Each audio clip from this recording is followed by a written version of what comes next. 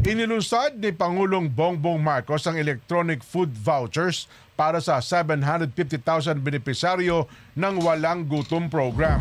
Ito ay para lalo mapaigting ang anti-hunger campaign ng gobyerno sa paglulusad ng Reducing Food Insecurity and Undernutrition with Electronic Vouchers Project.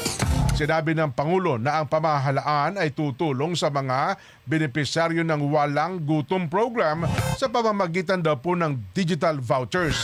Dahan-dahan na anyang natutupad ang kanyang pangarap na siyang pangarap din ng bawat Pilipino na sa pagkatapos ng taon, bababa ang bilang ng mga pamilyang nagugutom.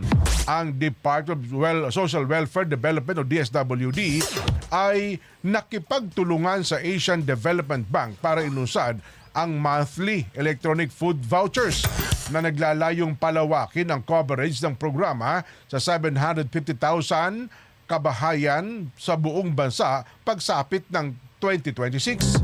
Ang WGP ay nagbibigay ng buwanang 3,000 pesos electronic food credits sa mga kabahayan na mababa ang kita.